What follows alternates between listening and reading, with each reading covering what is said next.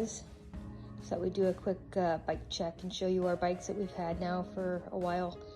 These bikes have been on several trips with us now. About 1,100 miles on the Great Divide, Montana to Wyoming. About 1,200 miles through Spain on the Mediterranean and the Via de Plata.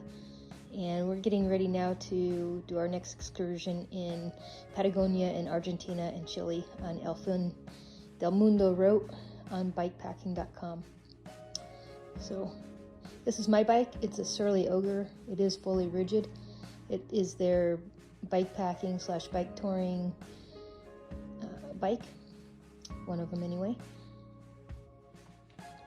Start with the front. I run 29-inch wheels, run tubeless. For me, it's the way to go. Never have had to stop and put a tube in or change a flat. So since I started running tubeless, so I probably just jinxed myself. But I have had to plug the back tire before on the Divide, but that's it so far for problems.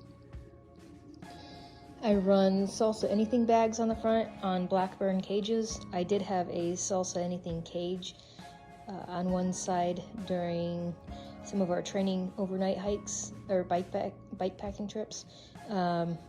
Unfortunately, I wrecked on one of those and the Salsa Anything cage, which is plastic, just snapped. So I have not had any problems with the Blackburn cages. They're metal and they're a little lower profile.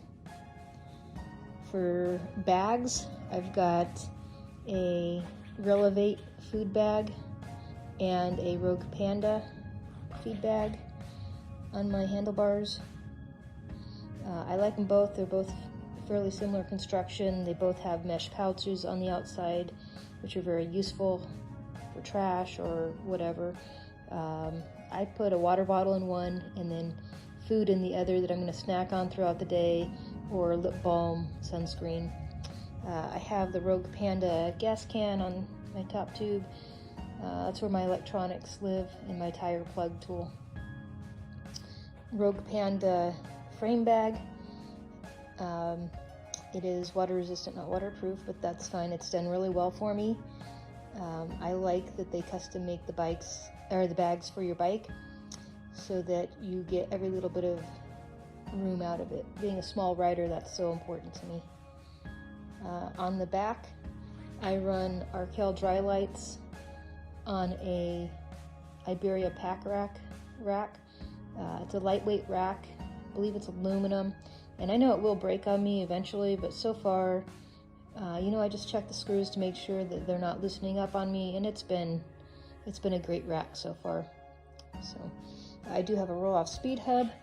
On my rear wheel, both of us elected not to do derailleurs. Just didn't want the airlines and shipping companies breaking those for us. So it's one less hassle. The roll-off speed hub is great quality. It shifts like butter. It is a twist shift, which I prefer with my small hands. It's just easier for me. So everything about it has been great for me. I have a Brooks B17 saddle. I was a little concerned about it at first when I first got it. It looks uncomfortable, but it's leather and it really does mold to your butt, and it is super comfortable. So the handlebar is a Jones loop handlebar. It gives me several positions to put my hands in throughout the day. We're on our bikes probably 7 or 8 hours a day, and it's lets me be in an upright, comfortable position.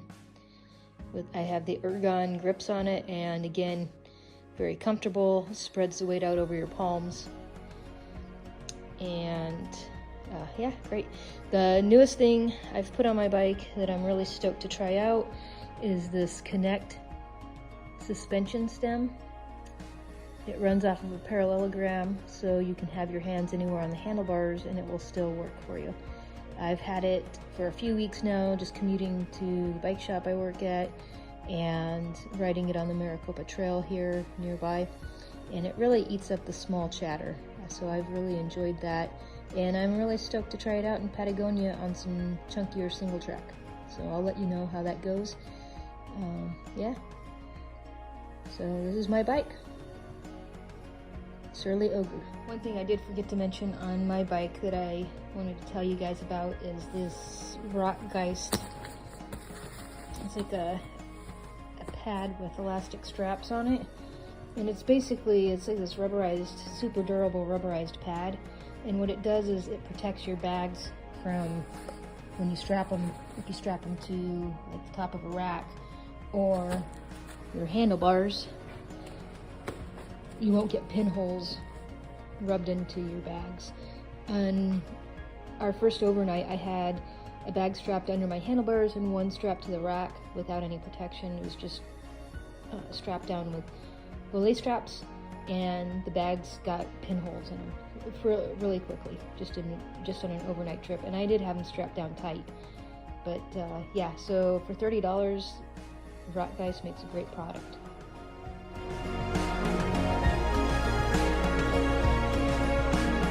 Hey guys, this is my husband's bike. This is the Priority 600X Adventure, made popular by Ryan Van Duzer. He has a lot of great videos on it, so I'll try to keep this one quick. The reason we went with this bike is it's got the pinion gearbox and Gates belt drive. I have the roll-off speed hub with a chain on my bike, and I'll be lying if I said I wasn't jealous of the lack of any kind of maintenance he has to do to his belt drive. Not that it takes long to oil and clean my chain every couple days, but he doesn't have to do that. The one thing I will say with the belt is it does squeak when it gets dusty. You can spray it off with water, but that doesn't work very long before it starts squeaking again. Gates actually, on their, I don't know if it's on their website, they do endorse a silicone spray that you can use. It won't ruin the belt, and we've used that, and that keeps it quiet for probably about 200 to 300 miles. So, yeah. So, his bike also has the Jones Loop bar, and he has got a Revelate feed bag on one side, and the other side, Oveja Negra. A lot of these feed bags are fairly similar in configuration. Most of them have some kind of a mesh pouch on the outside, which is great for trash or, I don't know, whatever. He, I think, does water bottles in both of his when we ride. He's got the Oveja Negra gas tank on top, the little odds and ends. He's got the Revelate frame bag, and that is waterproof. He's never had water leak into it, so lots of room for him because he has a large frame, and great bag. We do have I think it's a Surface Morph pump we carry. It's mounted to the bottom here. I just got a Lazine version, or a version made by Lazine, from the bike shop I work at, because that's what we do when we work at bike shops. We have gear envy. We see new stuff come in and we buy it. So the big thing with with both of those pumps are they have a hose, so you're not connecting directly to your valve stem. So it's not pulling on it as you pump. And then they both have one foot pedal that you can stand on, a single foot pedal for stability, and then the top folds out so it makes for like a one-sided handle. And the reason we got the Lazine version is it's a little bit lighter and the tire gauge is visible. So this Surface Morph has a tire gauge on it that's completely useless because it's at the bottom of the hose where it connects, and there's no way to read it when you're pumping up your tire. He runs a seat bag, a bikepacking style seat bag on the back.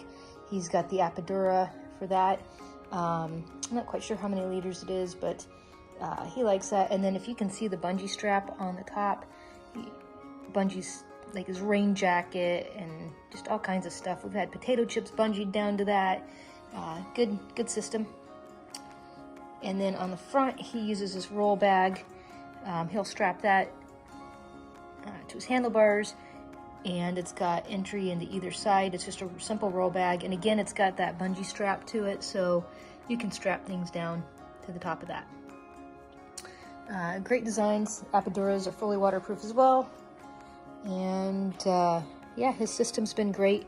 He also runs tubeless, and he's been fairly lucky with no problems for his tires either. I'm gonna go knock on some wood now. Anyhow, yeah, those are our bikes, and we just thought we'd give you a quick overview.